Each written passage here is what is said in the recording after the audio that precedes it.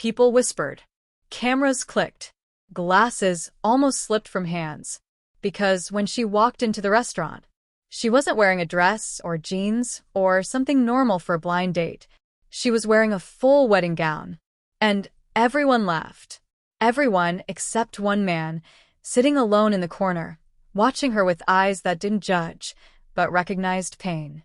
Her name was Serafina Wynn, a quiet, soft-spoken woman who rarely left home unless she had to. She wasn't delusional, wasn't looking for attention, wasn't playing a prank.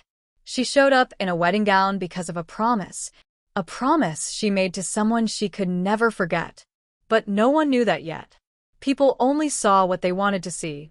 A pathetic woman. A desperate woman. A woman who looked out of place.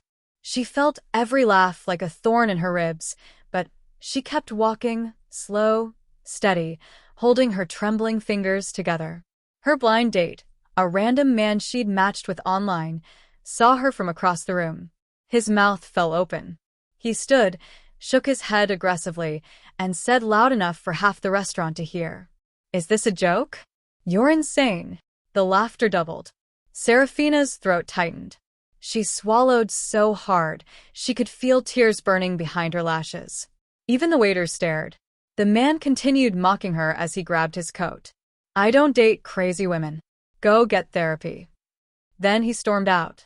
And just like that, a fragile woman in a wedding dress stood alone in a room full of strangers who believed she deserved to be mocked.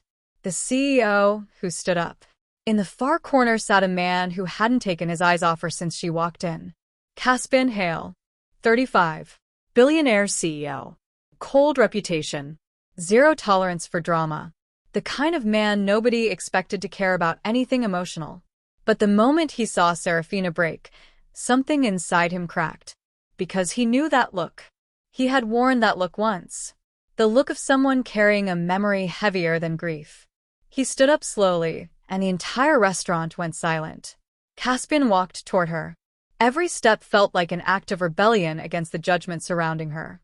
Serafina didn't look up. Her fingers twisted the lace on her sleeves. Caspian stopped right in front of her. Everyone watched.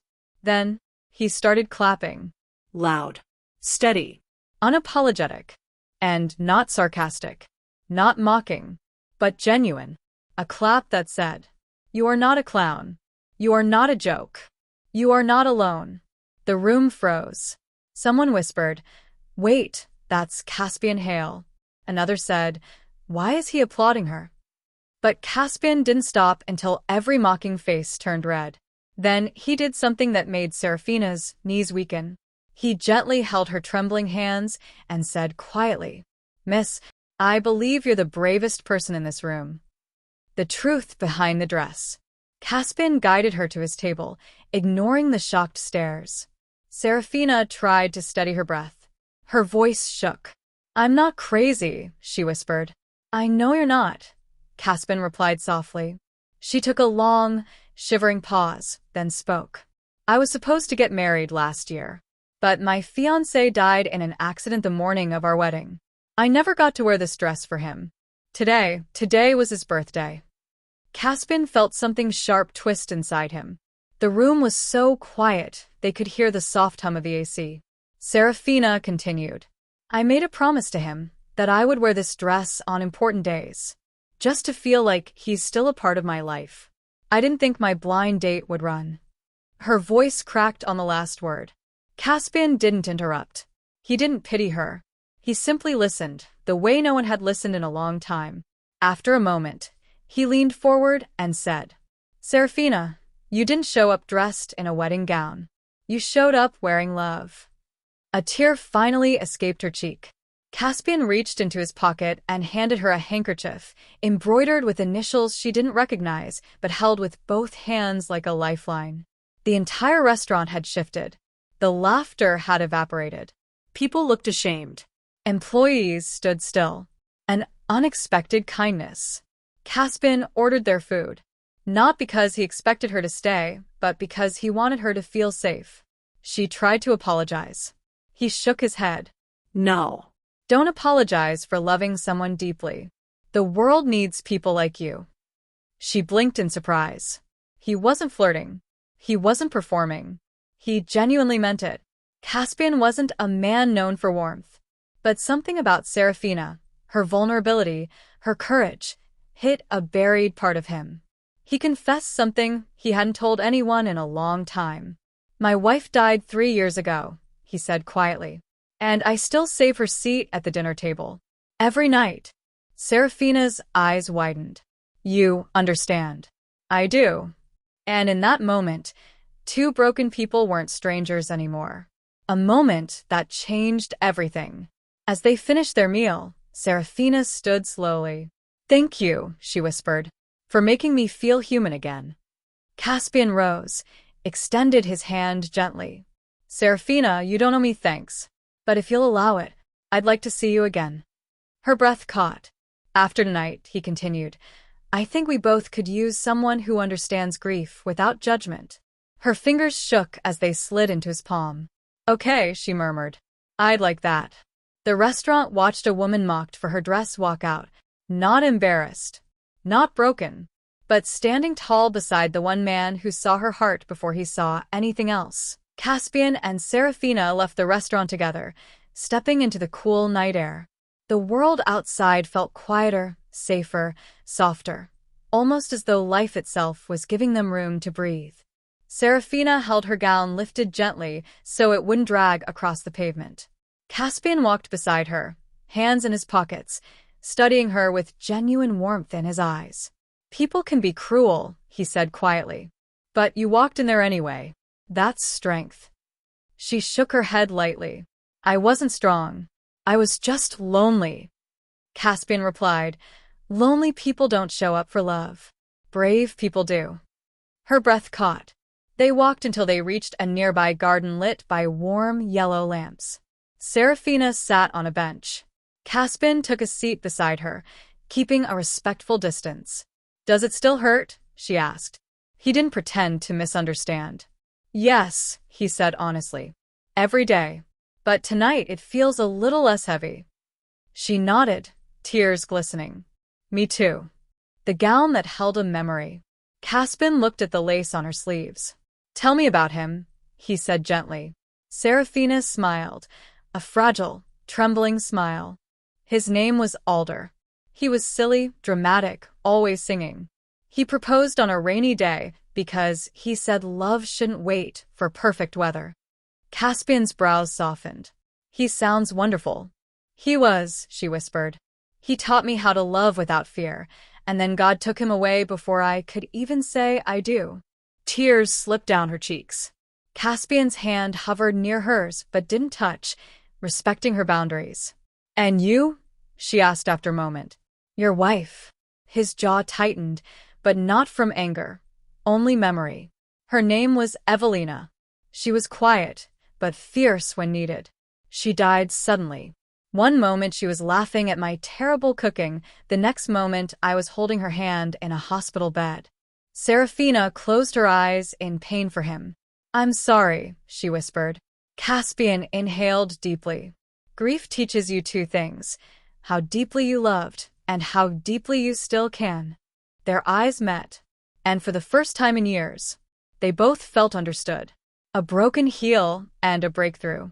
After a while, Serafina stood up to adjust her dress. A sudden snap echoed. Her heel broke. She stumbled, but before she could fall, Caspian caught her in his arms. Their faces were inches apart. Her breath trembled. His grip tightened instinctively. I'm sorry," she whispered nervously. "Don't be," he said softly, steadying her. "I've got you." He helped her sit back down. "You must think I'm ridiculous," she said, embarrassed. "Wearing a gown, breaking my shoe." "Serafina," he interrupted, "I think you're extraordinary. You walked in carrying a love story. And you walked out starting a new one." Her cheeks warmed.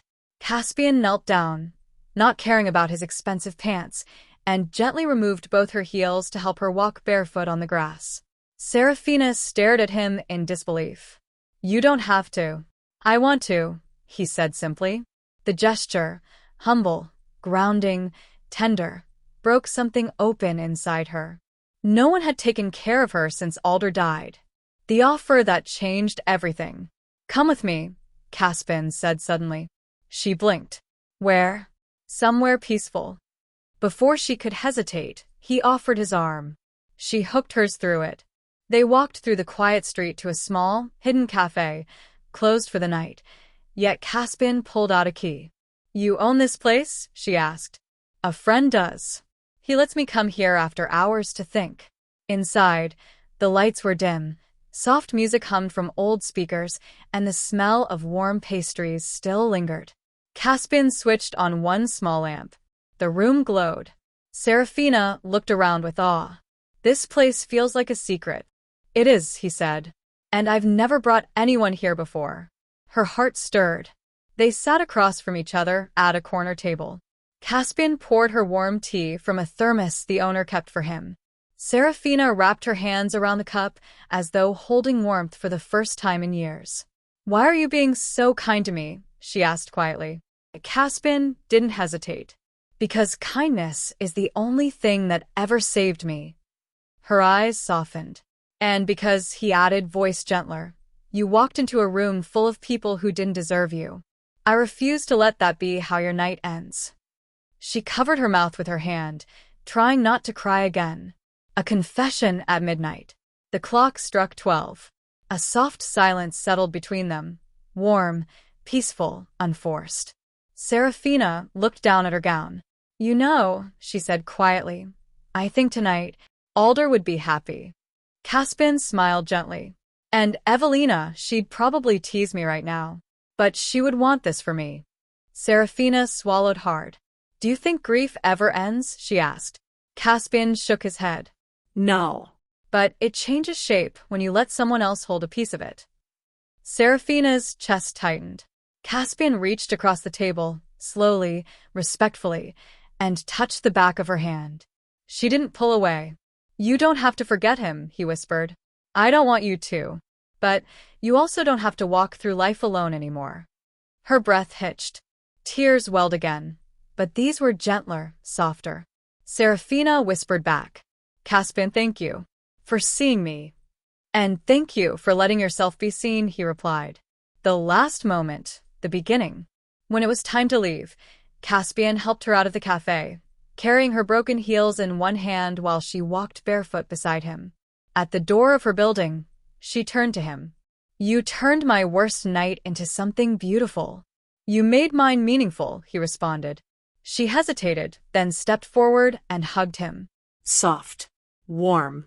Grateful. He froze for a moment, then wrapped his arms around her gently but firmly. Two broken hearts found a home in each other's arms.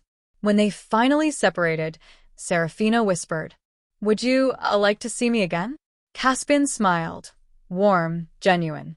I'd like nothing more. As she walked inside, barefoot, gown trailing softly behind her, she didn't feel like a grieving widow anymore. She felt like a woman stepping into a new chapter. Caspian watched until the door closed. Then he whispered to himself, Thank you, Evelina, for giving me permission to try again. White Medium Star CTA for your faceless YouTube channel. If this emotional story touched your heart, don't forget to like, subscribe, and share the video.